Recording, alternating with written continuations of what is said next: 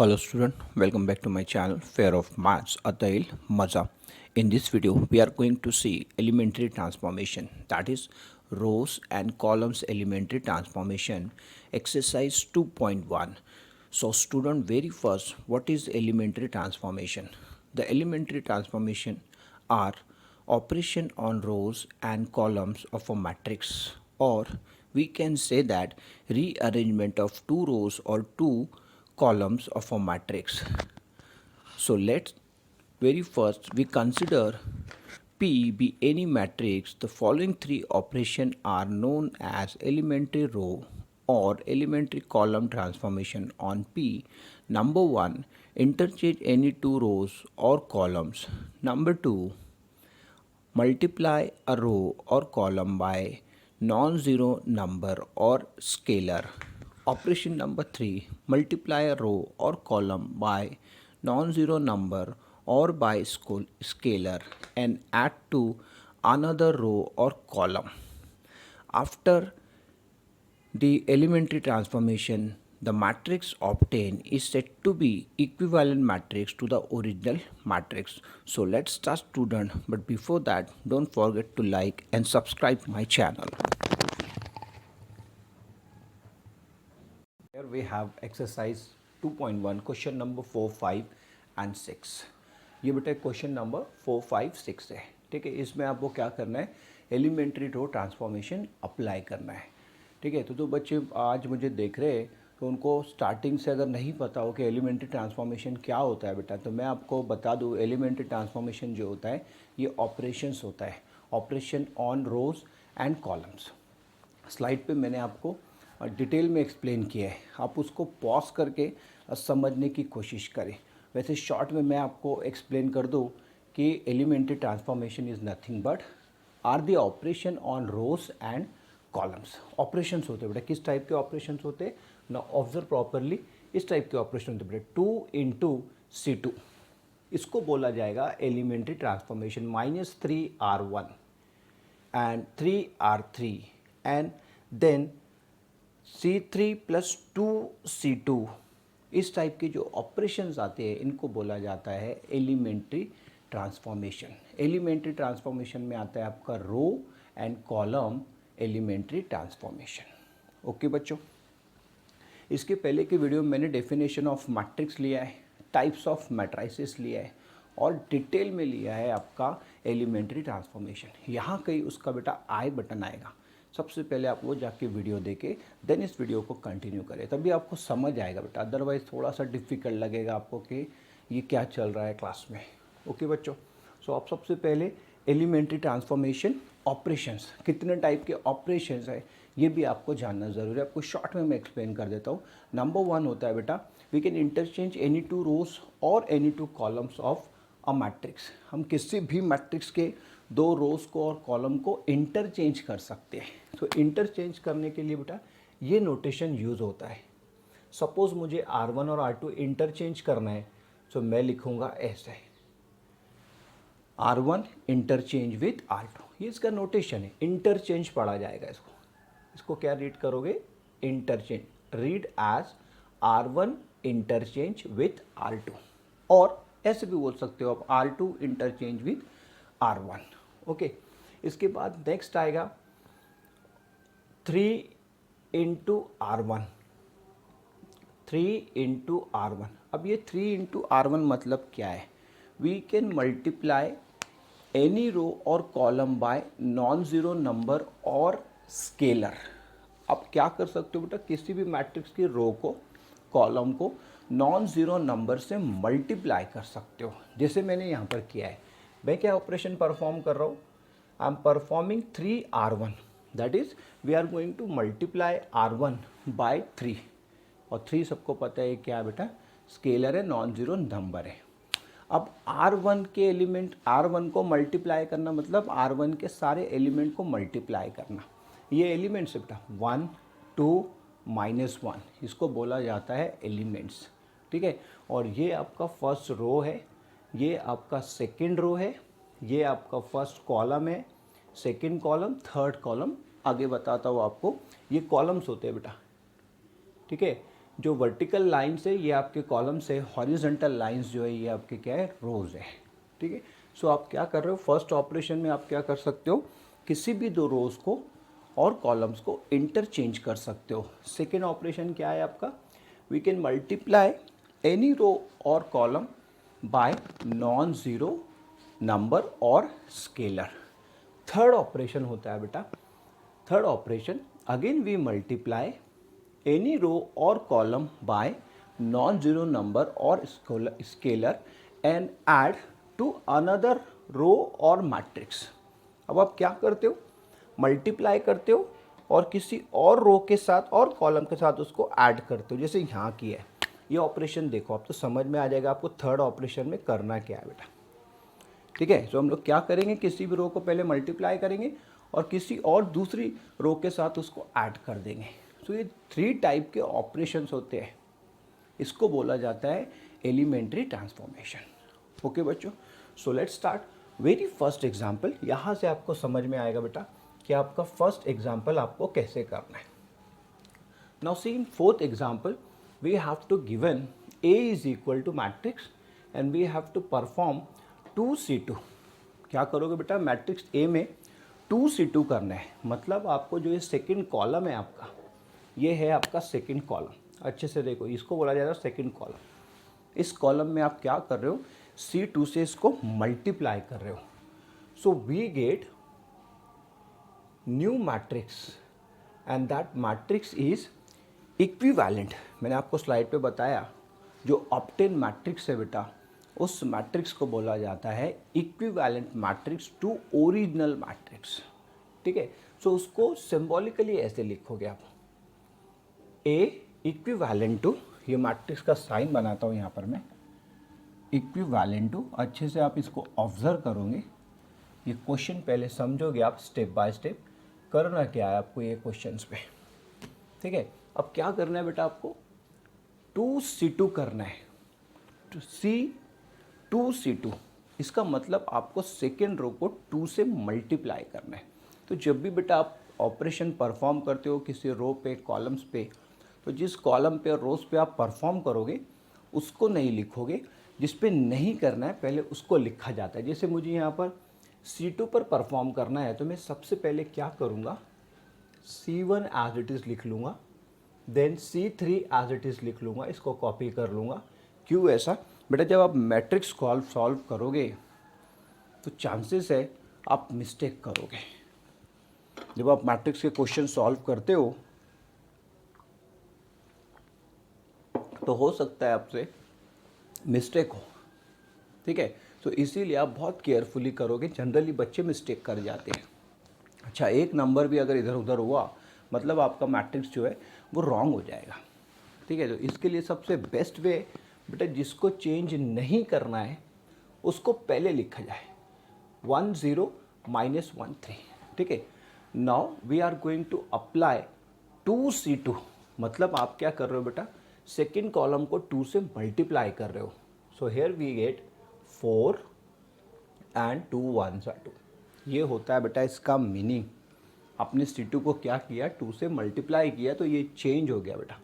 ठीक है, ये कैसे चेंज हुआ, 2 2s are 4 हो जाएगा। ये आपके लिए ऐसे करता हूँ, 2 2s are 4 and 2 1s are 2। ये आ गया आपका equivalent matrix.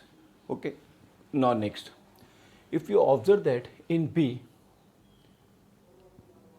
B we have to perform -3 into R1। अब क्या करना है बेटा, आपको R1 को क्या करना है, मल्टीप्लाई करना है। अब क्या करोगे आप, R1 को -3 से मल्टीप्लाई करोगे। मैं इसलिए आपको इतना स्लो पढ़ा रहा हूँ बेटा, आपको समझ में आना चाहिए। ओके, जनरली होता ही है टीचर स्पीड से पढ़ा देता है, क्लास में भी यही होता है, अगर ऑनलाइन में भी ऐसा होगा तो बच्चों को थोड़ा सा डिफ़िकल्ट जाएगा। इसलिए मैं आपको धीरे पढ़ा रहा हूँ बेटा, आपको समझ में आ जाना चाहिए। समझ में आ गया एक बार तो आप खुद स्पीड से करोगे। Okay, so observe here on B we are going to apply -3 R1। अब क्या कर रहे हो बेटा, R1 को चेंज कर रहे हो। तो जैसे आपको बताया है R2 को आप चेंज नहीं कर रहे हो, सो R2 को यहाँ कॉपी कर लोगे। ये आ गया बेटा आपका R2 को मैंने यहाँ पर कॉपी कर लिया है। 2 4 5 2 4 5। अच्छा, एक चीज़ आप ऑब्जर्व कर रहे होंगे बेटा, मैं जो मैट्रिक्स को बना रहा हूँ मैं डस्टर की हेल्प से मैट्रिक्स बना रहा हूँ। तो आप भी बेटा स्केल से मैट्रिक्स बनाओगे। जनरली बच्चे हाथ से बनाते हैं बेटा, वो देखने के लिए अच्छा नहीं लगता है, आपको मार्क्स कम आएंगे बोर्ड एग्ज़ाम में। ठीक है, तो मैट्रिक्स आप जब भी बनाओगे बेटा कैसे बनाओगे, स्केल से बनाओगे। सो चलो -3 अप्लाई करते बेटा R1 पे, क्या आ जाएगा, ये आ जाएगा बेटा यहाँ -3, 1 इंटू -3 होता है -3, -3 इंटू 0 ये आ जाएगा बेटा 0, और ये हो जाएगा आपका 2 इंटू -3 दैट इज़ -6। ये आ गया बेटा आपका न्यू मैट्रिक्स। ठीक है, obtain matrix, this matrix is equivalent to original matrix, ऐसे पढ़ा जाता है इसको।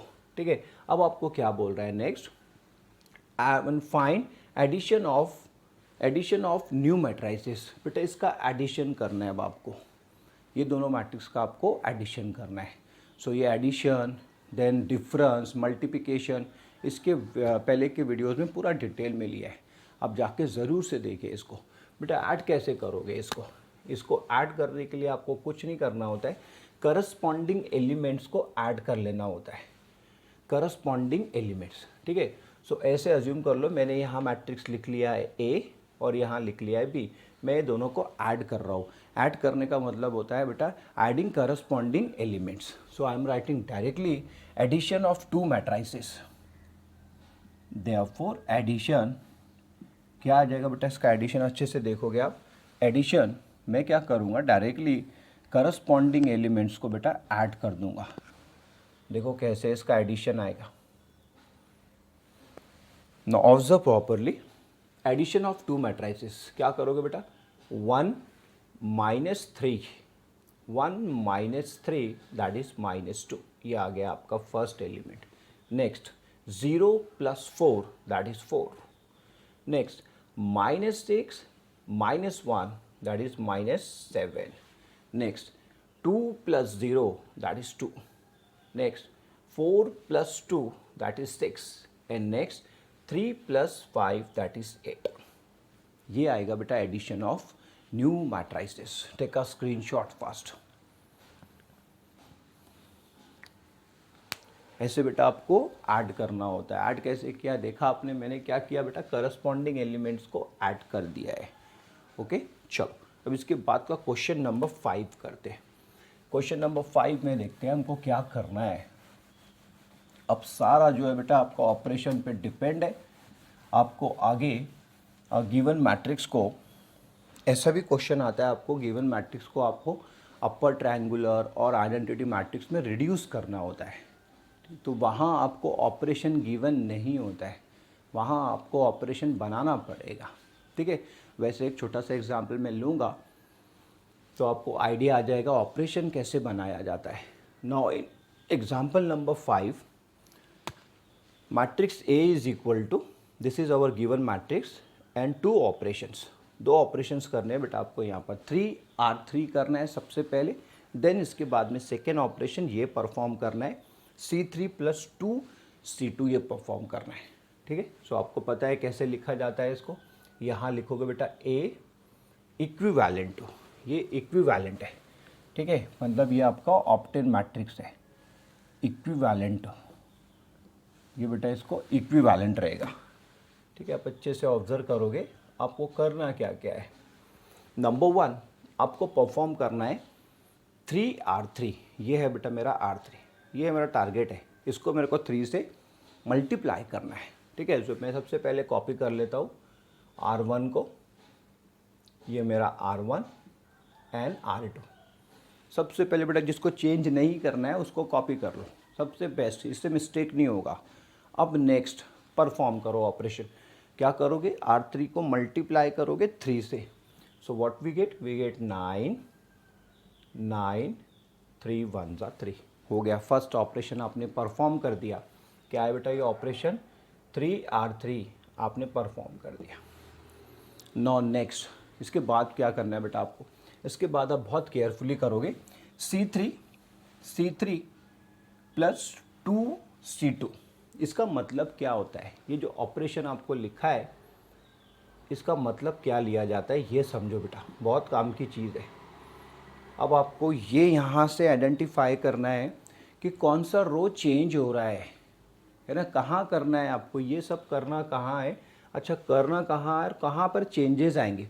तो बेटा हमेशा याद रखो, ये जो फर्स्ट रहेगा आपका रो और कॉलम, उसको आपको चेंज करना है।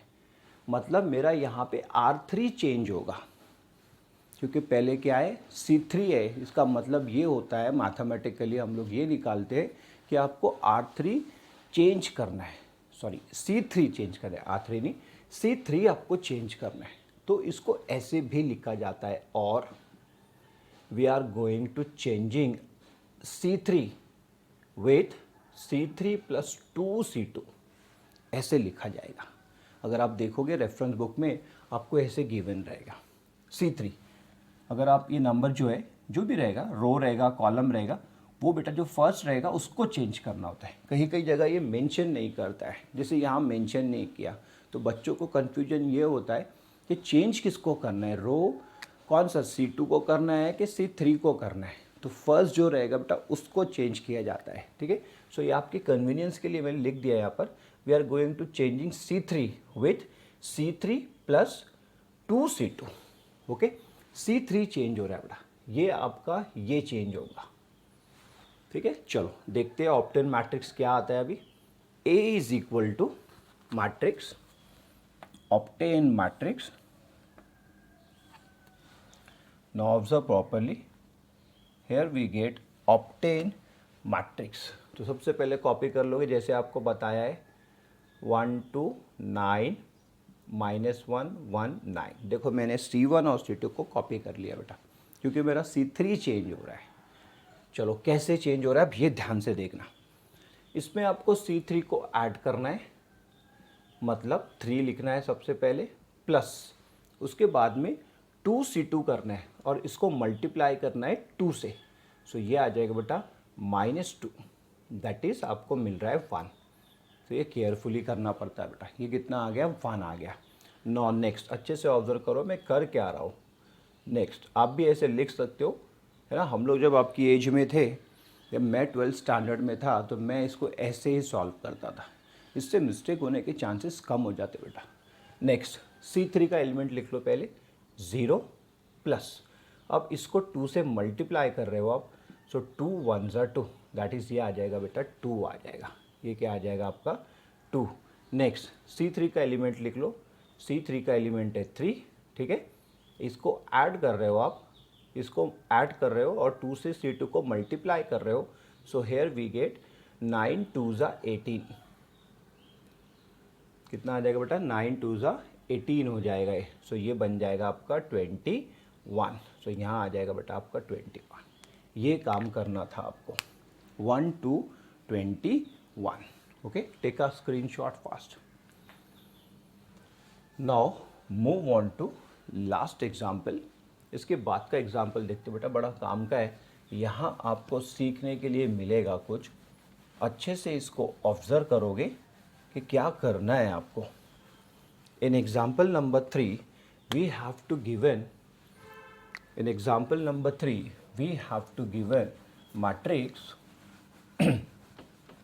A इज इक्वल टू, अच्छे से ऑब्जर्व करोगे बेटा, matrix A is equal to क्या है आपका, matrix A is equal to 1 2 3 4। ये आपका मैट्रिक्स है बेटा, गिवन मैट्रिक्स है 1 2 3 4, ये आपका गिवन मैट्रिक्स है। आपको क्वेश्चन क्या कर रहा है, आपको बोल रहा है convert this matrix by using suitable transformation into upper triangular form. इसको आपको अपर ट्रायंगुलर फॉर्म में रिड्यूस करना है, ठीक है। तो सबसे बड़ा क्वेश्चन यहाँ पर यही आएगा बेटा, क्या बच्चे को अपर ट्रायंगुलर फॉर्म पता है मैट्रिक्स का। अपर ट्रायंगुलर फॉर्म क्या होता है, आप मैं शॉर्ट में एक्सप्लेन कर दूँ। अ स्क्वायर मैट्रिक्स इन विच, यहाँ करके दिखाता हूँ, a square matrix in which all the diagonal elements, all the elements below the diagram, below the diagonal elements, all the elements below the diagonal elements, यहाँ जो 1 1 1 आपको दिख रहा है बेटा, इसको बोला जाता है डायगोनल एलिमेंट्स। ठीक है, इसके नीचे के जो एलिमेंट्स होते हैं बेटा सारे के सारे ज़ीरो रहते हैं, उसको बोला जाता है upper triangular matrix. Diagonal element के नीचे के जो एलिमेंट्स है बेटा उनको बोला जाएगा अपर, सारे के सारे क्या रहेंगे, ज़ीरो रहेंगे, तो इस केस में इसको मैट्रिक्स को बोला जाता है upper triangular matrix. All the elements below the diagonal elements are zero, then matrix is called upper triangular matrix. क्या बोलोगे इसको, अपर ट्रायंगुलर मैट्रिक्स बोलोगे बेटा। तो यहाँ आपका टारगेट क्या होना चाहिए, ये है बेटा आपका डायगोनल एलिमेंट्स 1/4 जो है आपके ये डायगोनल एलिमेंट्स है। इसके नीचे के जो एलिमेंट है दैट इज़ 3 दिख रहा है मुझे यहाँ पर, ये जो 3 है इसको अगर ज़ीरो बना दिया so we get upper triangular matrix. ठीक है, तो डायगोनल एलिमेंट के नीचे के एलिमेंट जो बेटा ज़ीरो होते हैं तो मैट्रिक्स जो मिलता है उसको बोलते हैं अपर ट्रायंगुलर मैट्रिक्स। सो आपका एम क्या होना चाहिए, अब इस क्वेश्चन में बहुत ध्यान से समझोगे बेटा, आपका एम क्या होना चाहिए, आपका एम होना चाहिए कि यहाँ मुझे ज़ीरो लाना है, 3 की जगह मुझे क्या लाना है, ज़ीरो लाना है। अब 3 की जगह ज़ीरो कैसे आएगा बेटा, अब यहाँ आपको ऑपरेशन सोचना पड़ेगा। क्या करना है आपको, पहली बात तो बेटा R2 को चेंज करना है, तो सबसे पहले आप लिख लोगे R2 चेंजिंग विथ। अब R2 चेंज कैसा होगा, ध्यान से देखोगे, R2 को चेंज करना है, कैसे किया जाता है बेटा इसको, यहाँ लिखूँगा मैं R2, ठीक है, माइनस, ध्यान से देखोगे, माइनस 3R1। ये है वो ऑपरेशन जो आपको गिवन नहीं है, ये आपको सोचना है। कैसे सोचा देखो मैंने, R2 को चेंज करना है, ठीक है, R2 को चेंज करना है, कैसे करना है, R2 माइनस 3R1। ऐसे करने से क्या हो जाएगा, आप ऑब्जर्व करो बेटा, यहाँ 3 आ जाएगा, यहाँ 3 आ जाएगा, माइनस 3 इंटू R1 की जगह पे 1 लिख देता हूँ, सो 3 माइनस 3 इक्वल्स टू 0 होता है। और यही होता है बेटा एलिमेंट्री ट्रांसफॉर्मेशन।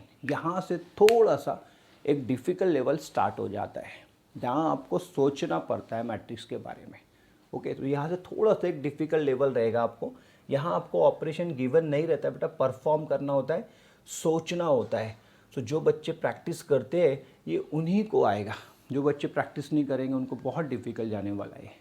ठीक है, सो ये ऑपरेशन है बेटा, कैसे किया एक बार फिर समझ लो। R2 को चेंज कर रहे हैं क्योंकि यहाँ ज़ीरो लाना है, यहाँ ज़ीरो कैसे आएगा, आप क्या करोगे, R2 को माइनस करोगे 3R1 से। चलो इसको करके देखते। सो A इज इक्विवेलेंट टू, एक मैट्रिक्स आएगा, ध्यान से देखना कैसे मैट्रिक्स आएगा। अभी ये आ जाएगा आपका मैट्रिक्स, इसको अच्छे से ऑब्जर्व करोगे। किसको चेंज कर रहे हो, R2 को, तो R1 पहले लिख लो आप। अब ध्यान से देखोगे R2 में क्या है आपका, पहला 3 है, माइनस 3R1 का मतलब होता है 3 इंटू कितना आ जाएगा 1, that is 3 minus 3 equals to क्या आ जाएगा 0। देखो मैं 0 ले आया। नेक्स्ट क्या हो जाएगा, R2 मतलब क्या है आपका 4, 3 into 2 that is 4 minus 6, 4 minus 6 equals to -2 आ गया। देखो आपने ये मैट्रिक्स को क्या किया, अपर ट्रायंगुलर फॉर्म में रिड्यूस कर दिया है। क्या किया आपने, इसको अपर ट्रायंगुलर फॉर्म में इसको रिड्यूस कर दिया है। कैसे किया है, ये है आपके डायगोनल एलिमेंट्स और इसके नीचे क्या आ रहा है बेटा, 0 आ रहा है। सो इस केस में इस मैट्रिक्स को बोला जाएगा अपर ट्रायंगुलर मैट्रिक्स। ओके बच्चों, आने वाले वीडियोस में जो रिमेनिंग क्वेश्चंस है उसको भी हम लोग कवर करने की कोशिश करेंगे बेटा। आई होप आपको आज का वीडियो समझ आया हो बेटा। अगर आपको समझ आया हो तो ज़रूर से वीडियो को लाइक करें और चैनल को साथ ही साथ सब्सक्राइब भी करें बेटा। See you in next video, till then bye.